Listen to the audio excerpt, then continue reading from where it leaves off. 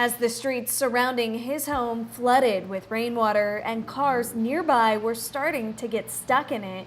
Tyler Gonzalez took things into his own hands. Sit there and put the bar in between the grades, lift it up.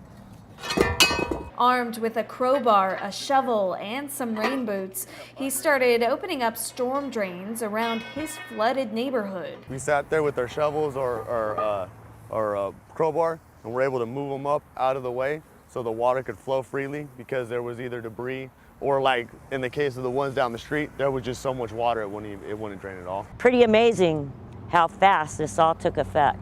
Neighbors watched as water creeped up close to their homes. And the water was from the street up to this part in my yard, all the way down, all the way across. And they say this wasn't the first time. Anytime it's a constant rain for a while, this street will flood. It's a matter of time. The one behind me too, that'll flood up. If this happens again, Stockton is in trouble. We checked with the city of Stockton, and they say their storm drain systems were just inundated with the amount of water that came down in a short amount of time. Clearly, it overwhelmed the system. I don't know anyone who's seen that much water in their lifetime here in just a few hours. While the water mostly subsided after a few hours, they say the sheer volume of water was something their system just couldn't keep up with. It isn't capacity that you would build because you wouldn't ever anticipate it.